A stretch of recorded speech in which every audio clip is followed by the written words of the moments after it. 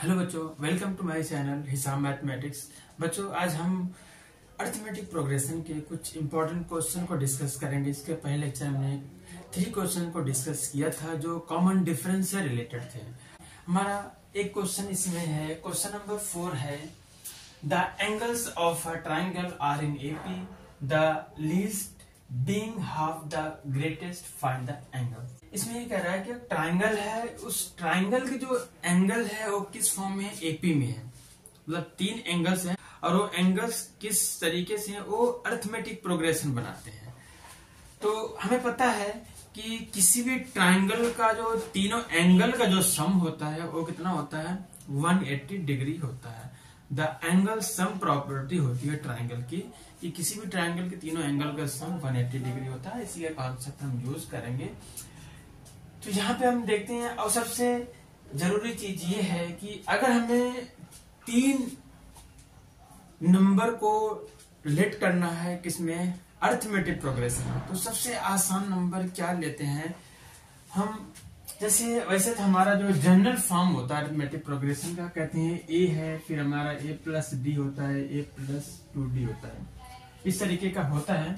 तो यहाँ पर हम क्या करते हैं, 3 नंबर को अगर हमें लेट करना है, अगर हमें किसी अरिथमेटिक प्रोग्रेशन का 3 टर्म को हमें लेट करना, 3 टर्म को लेट करना, तो क्या क्या लेट करेंगे हम। क्या करते हैं, जैसे a प्लस डी हमारा एक टर्म है, तो अगर a माइनस डी, पहले टर्म को a माइनस डी लेट कर लेते हैं। फर्स्ट टर्म को a ना लेके हम a माइनस डी, मतलब d हमारा कॉमन डिफरेंस है, यहाँ पे d ऐड करेंगे कितना हो जाएगा, हमारा सेकेंड टर्म क्या हो जाएगा, a हो जाएगा, और दूसरे वाले को a, तो तीसरे वाले क्या लेट करते हैं, a plus D.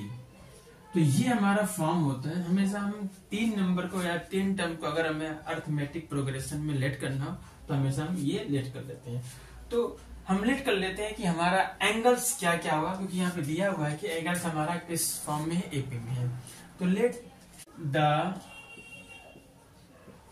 Angles B किसमें है, मान लेते हैं हमारे जो एंगल्स हैं उन क्या है, एक a माइनस डी है, एक a है और a प्लस डी है।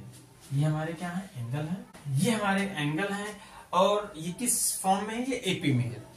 अब क्या है कि इनका सम हमें पता है कि सम ऑफ एंगल्स कितना होता है किसी ट्राइंगल का, sum of angles, angle sum property होती है कि सम ऑफ एंगल जो होता है कितना होता है, 180 डिग्री होता है। किसी भी ट्राइंगल के तीनों एंगल का सम 180 डिग्री होता है। तो यहाँ पे हमें सम ऑफ एंगल 180 आना है। तो ये हमारे पास 3 एंगल हमने लेट कर लिए, इनको क्या करते हैं, ऐड कर लेते हैं। तो पहला एंगल हमारा है a minus D, second angle है a, और थर्ड एंगल है a प्लस डी। इस तरीके इनका सम क्या आएगा, 180 डिग्री आएगा। अब यहाँ से देखेंगे, अगर हम ब्रैकेट को ओपन करें, a minus D plus a plus D is equal to 180 हो गया। तो यहाँ से देख रहे हैं a minus D, a plus D है, कैंसिल हो गया। अब यहाँ पे 1 2 3 टाइम a, तो लिखेंगे 3a is equal to 180 degree. तो यहाँ से a बराबर हमारा आ जाएगा 180 डिवाइड बाई 3। तो 3 से डिवाइड करेंगे तो a बराबर आ जाएगा 60 डिग्री। तो यहाँ से हमारा जो a की वैल्यू आ गई 60 डिग्री। और फिर हमारा यहाँ पे सेकेंड कंडीशन है, उसको लगा लेते हैं। कहते हैं अकॉर्डिंग टू कंडीशन,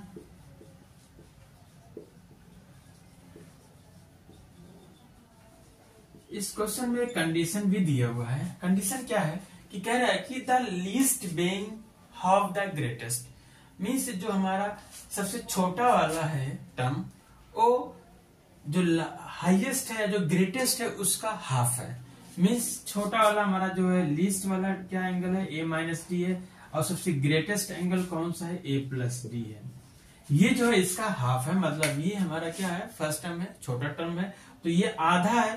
तो इनको अगर इक्वल करना हो तो क्या करेंगे, इसको हम हाफ कर देंगे।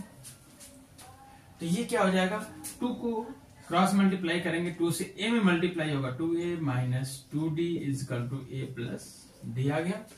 फिर यहाँ से देखेंगे a को इधर लेके आएंगे सब टर्म को, तो यहाँ पे 2a, एक a इधर आएगा तो ये माइनस हो जाएगा, 2a minus is equal to minus 2d है, इधर आएगा तो प्लस 2d हो जाएगा। यहाँ से हो जाएगा 1a बराबर हो जाएगा 3d।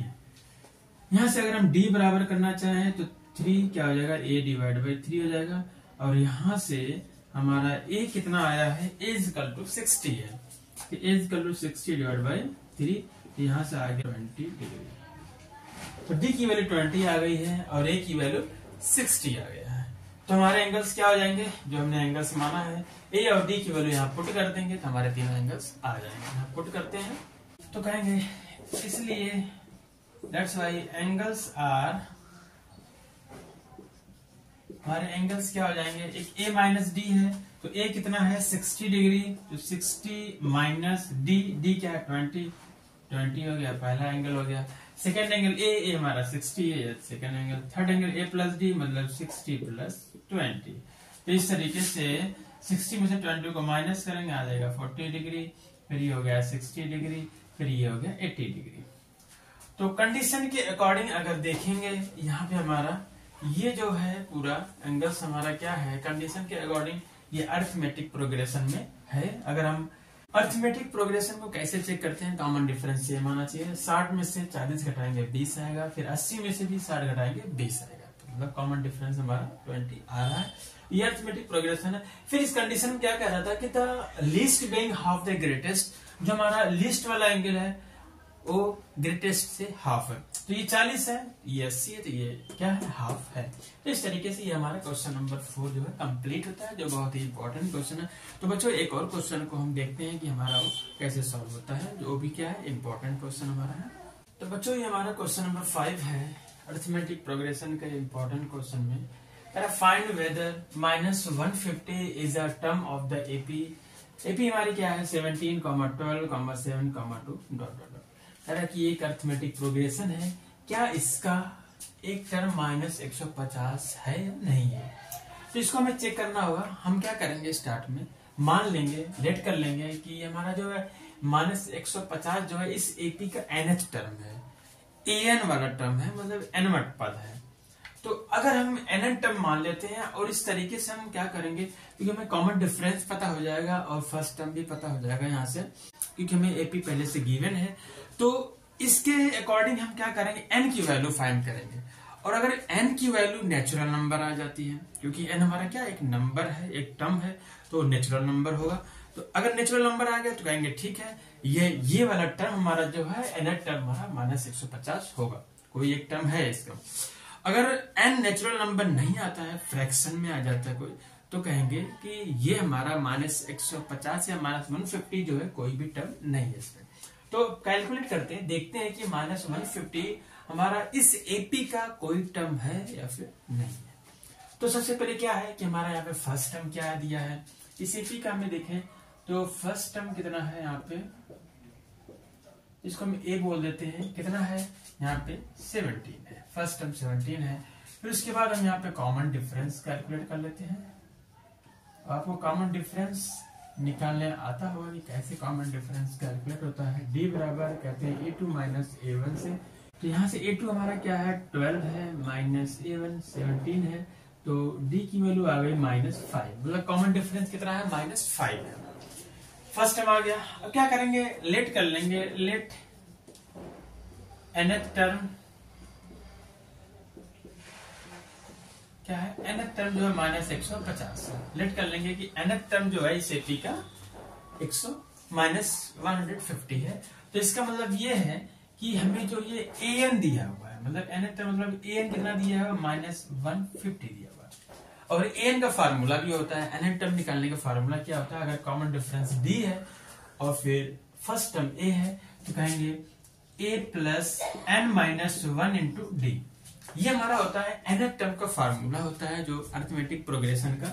अब यहाँ पे वैल्यू को पुट करते हैं तो क्या आ जाएगा -150, और a की वैल्यू यहाँ पे क्या है, फर्स्ट टर्म हमारा क्या है 17 है, 17 दिया हुआ है, प्लस n की वैल्यू फाइंड करनी, यही देखना है कि n हमारा नेचुरल नंबर आता है या फिर फ्रैक्शन आता है।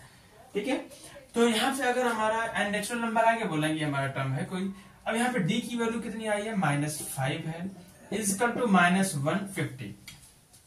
यहाँ पे 17 हमारा प्लस है, क्या करेंगे इसको हम राइट साइड लेके जाएंगे तो ये हमारा टर्म माइनस हो जाएगा। अब ये -5 है, इसको एज इट इज लिख लेते हैं, n-1 इंटू -5, ये हो गया इज इक्वल टू -150। ये हमारा 17 प्लस इधर आएगा तो माइनस हो गया -17। अब यहाँ से ये हो जाएगा n-1 into -5 is equal to -150 और -17। सेम साइन में इनको ऐड कर लेंगे, कितना आ जाएगा, ये आ जाएगा 167 -167। तो यहाँ से अगर हम क्या करें, n इज इक्वल टू निकालें, क्या आ जाएगा, अभी तो n-1 इज इक्वल टू आ जाएगा -167 डिवाइड बाई, ये हमारा -5 है तो यहाँ आ जाएगा -5, ये माइनस माइनस से कैंसिल हो जाएगा। तो यहाँ से n बराबर आ जाएगा 167 डिवाइड बाई 5, माइनस से तो हो जाएगा +1। तो इसको थोड़ा कैलकुलेट करेंगे, आ जाएगा 167 plus 5 divide by 5, means n बराबर क्या आ जाएगा, इसमें ऐड करेंगे आ जाएगा 172 डिवाइड बाई 5। तो यहाँ पे देख रहे हैं कि n is equal to 172 divide by 5, ये हमारा अगर 5 से डिवाइड करेंगे तो डेसिमल नंबर आ जाएगा, ये हमारा, इसका मतलब ये कि हमारा फ्रैक्शन आ गया। और ये कहेंगे जब n की वैल्यू फ्रैक्शन आ गई, n हमारा फ्रैक्शन नहीं हो सकता, n क्या होना चाहिए, अगर ये हमारा -150 अगर इस AP का कोई टर्म होता तो n की वैल्यू फ्रैक्शन नहीं आती, कोई नेचुरल नंबर आता। तो यहाँ पे n की वैल्यू क्या आ गई है, फ्रैक्शन आ गया। तो इसका मतलब ये है कि -150 जो है इस AP का कोई भी टर्म नहीं है। तो यहाँ पे लिख देंगे कि ये हमारा क्या है, क्योंकि ब्रैकेट में being not a natural number, being not a natural number, ये क्या होना चाहिए था, हमारा नेचुरल नंबर होना चाहिए था। उसके बाद इसका आंसर हो जाएगा हमारा कि इसलिए -150 is not a term of given AP, इसको हम लिख लेते हैं। इसलिए -150 is not a term of given AP, means जो गिवन AP जो दी गई AP है, अरिथमेटिक प्रोग्रेशन है, उसका कोई भी पद -150 नहीं है। तो इस तरीके से हम ये पता कर सकते हैं कि हमारा इस AP का कोई टर्म है या फिर नहीं है। अब यहाँ पे आपको -150 की प्लेस पे कुछ और भी दे सकता है, या फिर इस AP के अलावा कोई और AP दे सकता है। तो बच्चों हमारा आज का लेक्चर यहीं तक, नेक्स्ट लेक्चर में कुछ और क्वेश्चन को लेके आएंगे। ओके बच्चों, have a nice day, take care.